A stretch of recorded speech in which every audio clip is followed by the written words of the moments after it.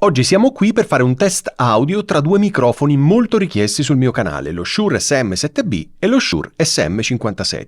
Quale dei due è migliore per far podcast? Scopriamolo insieme.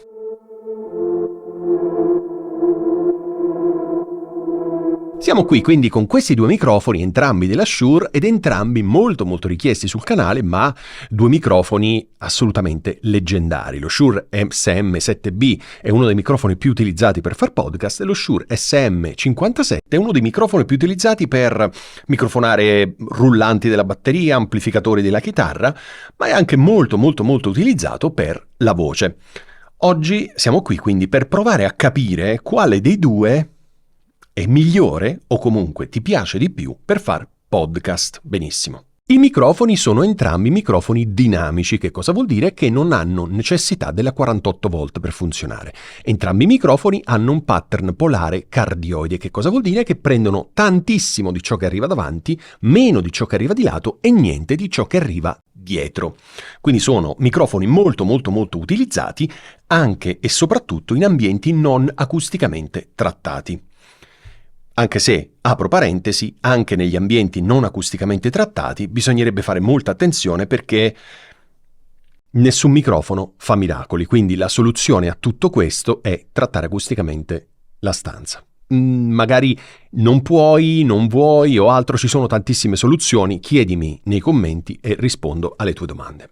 Allora, in questo momento stai vedendo uno switch sul video che dice microfono 1, microfono 2, ma qual è il microfono 1 e qual è il microfono 2? Giochiamo insieme, quindi te lo dirò soltanto nella seconda parte del video. In questa prima parte tu vedrai appunto che cambia microfono 1, microfono 2, ma non sai quale dei due microfoni sta andando online, sta funzionando, nel quale sto parlando adesso. Come vedi, non so se stai notando, ma allo Shure SM7B ho sostituito la spugna originale con l'altra spugna originale che esce dal kit, ovvero la spugna quella più grossa. Perché l'ho fatto? Perché guarda qui, sullo Shure SM57 c'è una spugna esattamente identica a questa, se non per una serie di particolarità che adesso ti racconto. La spugna, questa qui nello specifico, è una spugna che costa intorno ai 50 euro se non ricordo male, quindi una spugna molto costosa. Ma perché? Perché ha una particolarità. Questa spugna non è come questa, cioè morbida e vuota dentro. Dentro ovviamente c'è lo spazio per inserire il microfono, ma c'è un reticolato di plastica. Non riesco a spiegartelo in altro modo. Dentro c'è una struttura di plastica che serve ad attutire tantissimo le plosive, ovviamente le PLB, ma anche qualsiasi tipo di rumore. Non so se ci hai fatto caso, ma sul mio canale trovi tantissimi video sia su questo che su questo, ma a proposito di questo microfono, non so se ci hai fatto caso, ma questo microfono qui, l'SM57 con questa spugna, è il microfono utilizzato dai presidenti degli Stati Uniti d'America. Esattamente. Ora, i presidenti degli Stati Uniti d'America non avevano abbastanza budget per comprare questo? Non credo, no? Se non si possono permettere loro, chi altro? Perché hanno comprato questo? Perché utilizzano questo? Da sempre, o comunque da tantissimo tempo. Perché?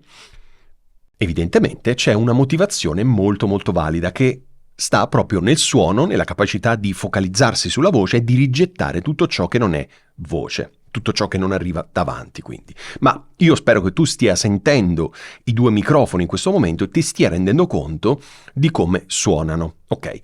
Questa spugna qui che ho messo su questo microfono rende ancora più scuro l'SM7B, che già di suo è un microfono scuro. Ma, ti ripeto, ho voluto mettere questa spugna bella cicciotta perché assomiglia molto di più a questa, quindi per fare un test che sia quanto più veritiero possibile.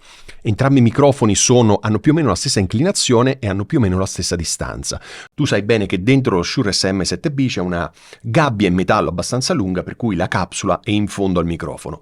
Allo stesso modo, anche se in origine l'SM57 ha la capsula proprio alla punta del microfono, in questo caso la spugna, come vedi il microfono è abbastanza lungo perché la spugna è proprio alla punta della capsula, lascia un sacco di spazio quanto questo. Quindi diciamo che da questo punto di vista questa rete di plastica ha voluto quasi imitare la gabbia in ferro che c'è qui. Ora, come suonano questi due microfoni? Tu stai vedendo, scusami, in sovrimpressione la scritta microfono 1, microfono 2. Ma come suonano questi microfoni? A parte suonare entrambi benissimo, però Vale la pena spendere 380 euro contro più o meno 150 euro di questo? Perché questo costa meno della metà di questo. Vale la pena? A livello, non dico estetico, perché poi l'estetica è soggettiva, ognuno ha i suoi gusti e chi se ne frega, ma da un punto di vista audio. Ha senso spendere 380 euro o bastano 150 euro? Dimmelo tu. Posso darti la mia opinione se vuoi. La mia opinione è che molto probabilmente spendere 150 euro per ottenere un suono molto simile è sicuramente la scelta migliore, soprattutto se sei all'inizio, soprattutto se non hai un budget chissà quanto importante, soprattutto se non hai anche una scheda audio importante e una insonorizzazione della stanza, un trattamento acustico della stanza, ok? Bene, prima di svelare quale dei due microfoni è l'SM7B e quale lo Shure SM57, vorrei che tu commentassi questo video dicendomi quale secondo te è il microfono numero 1, quale è il microfono numero 2. Non perché si debba vincere qualcosa o meno, ma semplicemente perché in questi test, potremmo definirli blind test, mi fa piacere provare ad allenare la tua capacità di ascolto critico. Ok, quindi sentire la differenza tra i due microfoni. Quindi metti pausa in questo video se ancora non l'hai fatto, metti pausa, metti le migliori cuffie che hai, torna indietro e riascolta il video e prova a commentare dicendo il microfono numero 1 è questo, il microfono numero 2 è questo. Ok? In modo che non ti spoilerò nulla perché sennò poi che sfizio c'è. Ripeto, non si vince, non si perde, semplicemente è un modo per allenare il nostro udito, va bene? Quindi assicurati di averlo fatto perché tra un po' sveliamo appunto i microfoni. Fatto? Come diceva Mucciaccia, fatto? Ok, allora, rullo di tamburi virtuale.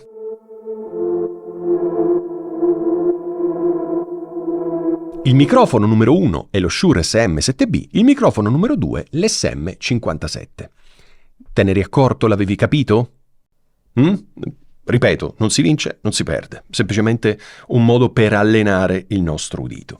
Quindi, ancora una volta, vale la pena spendere 380 euro per avere questo microfono o bastano 150 per avere questo microfono qui? La differenza è sostanziale, ok? Quindi entrambi i microfoni suonano benissimo, entrambi i microfoni vanno benissimo in ambienti non acusticamente trattati, entrambi i microfoni hanno bisogno di un sacco di gain. Questa è una cosa che non ti avevo detto prima. Questo lo sai perché ne abbiamo già parlato, ma anche questo microfono ha bisogno di tanto gain. In generale tutti i dinamici hanno bisogno di tanto gain, quindi devi avere una scheda audio in grado di pilotare bene questi microfoni. Ce l'hai? Perché se no è inutile prendere questi due. Ti conviene prima prendere una scheda audio. Quindi in ordine dovresti avere una scheda audio decente.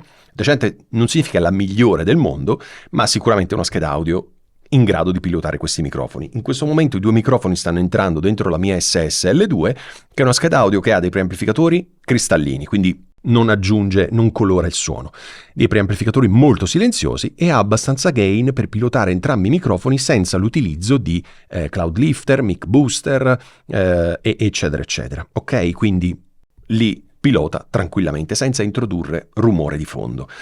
La tua scheda lo fa? Se non lo fa, prima di comprare questi microfoni, assicurati di comprare una scheda audio, ok? Perché se no sai cosa succede? Compri uno di questi due microfoni, soprattutto se compri questo e spendi 380 euro. Non è uno scherzo, è 380 euro. Spendi 380 euro, torni a casa, lo colleghi alla tua scheda audio super economica e devi alzare al massimo il volume e senti un rumore di fondo pazzesco. Dici, oh mio Dio, il microfono è rotto. E non è rotto il microfono, quindi che cosa fai? Compri un mic booster, benissimo, attacchi il mic booster dietro, ti accorgi che comunque devi alzare abbastanza il volume della scheda audio, comunque c'è tanto rumore di fondo. Se a questo aggiungi che utilizzi magari dei cavi super economici, comprati su Amazon, quelli a 5 euro, 3 euro o quello che sia, ovviamente il problema è proprio lì. Quindi una scheda audio decente ti permette di poter pilotare senza introdurre rumore di fondo entrambi i microfoni. Ok?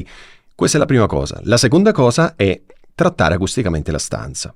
E tu mi dirai, Ale, ma mi hai appena detto che questi microfoni vanno benissimo anche senza trattare acusticamente la stanza.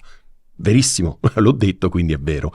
Ma cosa ti costa in termini di sforzo o economici o altro trattare acusticamente la tua stanza? Non è che non vuoi farlo per caso? Perché puoi tranquillamente non spendere un capitale, comprare dei pannelli, metterli nei punti giusti e già ottieni tanto. Puoi usare delle coperte pesanti, dei piumoni, le coperte da trasloco che compri su Amazon, puoi usare cuscini, quello che ti pare per ottenere un suono decente. Certo, se devi far video non è proprio il massimo, ma se devi registrare il tuo podcast audio, ma chi ti vede? Nessuno. Quindi metti i cuscini, metti le coperte, insomma fai quello che vuoi, ma cerca di far uscire un suono decente. Ok, io mi sono dilungato anche troppo in questo video, ma volevo farti ascoltare questi microfoni, per questo parlo tanto nei video, perché nel frattempo tu senti il cambio di microfono e quindi riesci a comprendere effettivamente la differenza tra i due microfoni. Quindi la domanda è sempre la stessa. Vale la pena spendere 380 euro per lo Shure SM7B o bastano 150 euro per l'SM57 con questa spugna? Dimmelo tu nei commenti qui sotto. Io ti ringrazio per aver guardato questo video, ti do appuntamento la prossima settimana e ti auguro ovviamente una buona registrazione.